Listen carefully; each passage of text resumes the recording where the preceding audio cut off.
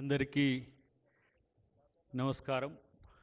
వేదికను అలంకరించిన పెద్దలందరికీ మీకు కూడా ఆశీర్వాదం అనే దానికంటే నేను మీ వాడిని అని చెప్పుకోవడానికి ఇక్కడికి వచ్చిన అనే విషయాన్ని మీ అందరికీ తెలియజేస్తున్నాను. ఎందుకంటే I'm the product of the social welfare. నేను నా సతీమణితో పాటు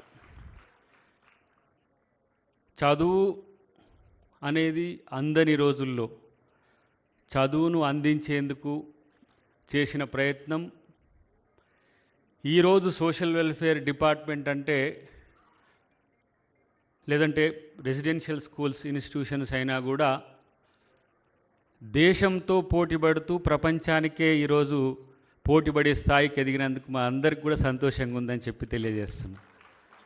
రేపటి రోజున మీ లక్ష్యం ప్రపంచం అవుతుందనేది మాత్రం నేను చెప్పగలను. నేను మన సావనీరులో చూసిన చాలామంది విద్యార్థులు మీరు చేస్తున్న స్పోర్ట్స్ కానీ అథ్లెట్స్ కానీ మీరు సాధిస్తున్న మెడల్స్ కనుక చూస్తే ఇక మా ముఖ్యమంత్రి గారు ఇప్పుడు మన మంత్రి కాబట్టి సోషల్ వెల్ఫేర్ మినిస్టర్ కాబట్టి ఆయన ఆలోచన ఆయన రాకముందే చెప్తే మీకు కూడా అర్థమవుతుంది.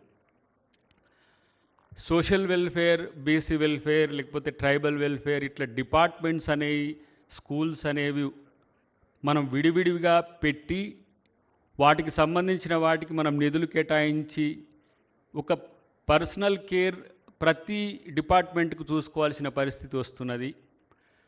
రేపటి రోజున విద్య అందరికీ సమానంగా అందాలంటే అందరూ సమానంగా చదివి సమానంగా ఉండే వసతిని కల్పించే ప్రయత్నం ఒక 2 సంవత్సరాల క్రితం మన ముఖ్యమంత్రి గారు మా దృష్టికి తెచ్చినప్పుడు మల్లురవి గారు కూడా ఉన్నారు.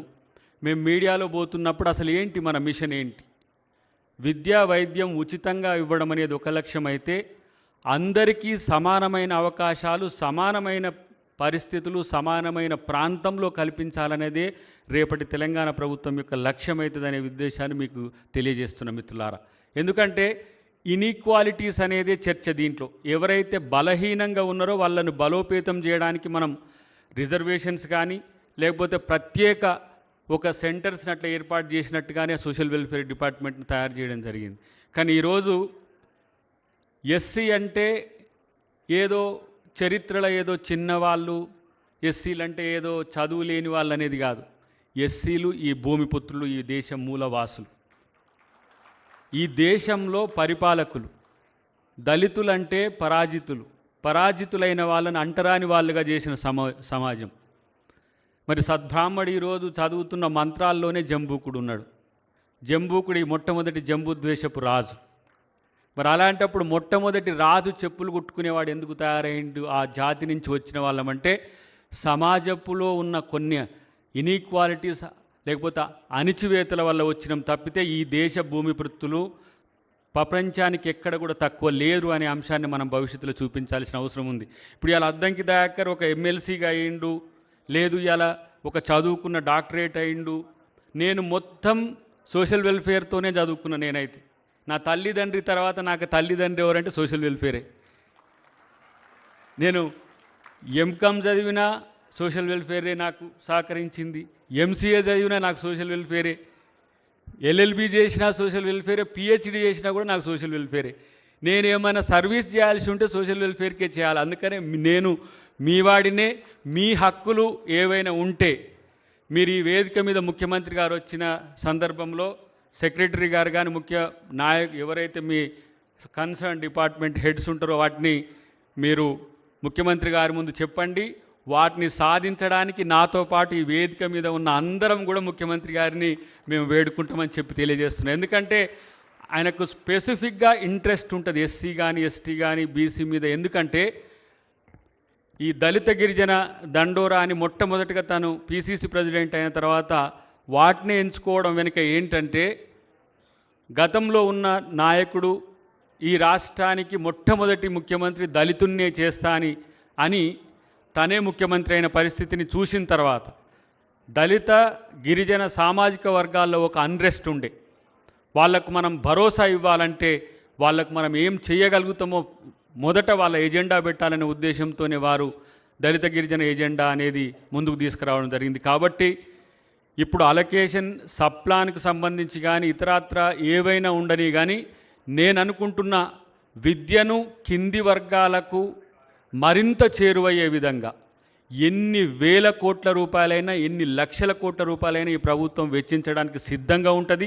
దానికి సంబంధించి మీరు ప్రణాళికలు తయారు చేస్తే మరింత బాగుంటుంది. ఎందుకంటే నేను కొన్ని అంశాలను దాంట్లో గమనిస్తుంటే ఇంకా మీకు ఈ దేశంలోనే కాదు ప్రపంచ స్థాయి ఇన్స్టిట్యూషన్స్లో ఏ అవస్థాపన సౌకర్యాలు ఉన్నాయో మన రెసిడెన్షియల్ వాటిలో అవి కావాలని మీరు డిమాండ్ చేయండి. మీ డిమాండ్లను సాధించేందుకు మేమున్నాం అనేది గుర్తుంచుకోండి. మీకు సందేశము మీకు ఆశీర్వాదము అంటే సందేశమైన ఆశీర్వాదమైన మీ సేవకులుగా మేమున్నప్పుడే నిజమైన మీ వారసులుగా ఉంటాం తప్పితే మరొకటి కాదని చెప్పి తెలియజేస్తూ చివరగా ఒక్క అంశం మీకు గుర్తు చేసి నేను ముగిస్తా.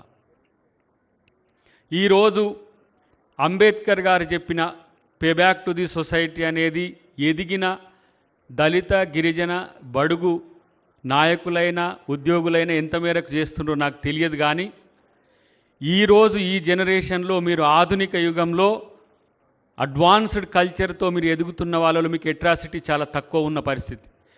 దేనికి తగ్గకుండా విద్యనైనా ఆటలైనా మరే రంగమైనా మీరు పురోగమించడానికి మీరు ప్రయత్నం చేయండి. సహకరించడానికి తెలంగాణ ప్రభుత్వం ఉంటుందనే ఉద్దేశాన్ని మీకు తెలియజేస్తూ భవిష్యత్తులో మరిన్ని సమావేశాలతో పాటు నేనంటున్న ఒక మాట అయితే మా ప్రీతం కూడా ఇక్కడనే ఉన్నాడు, ఆయన చైర్మన్,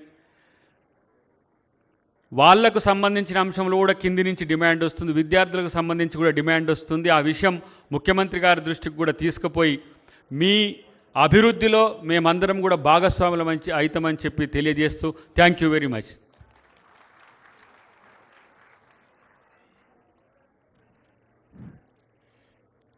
నాకు సమస్తం సోషల్ వెల్ఫేర్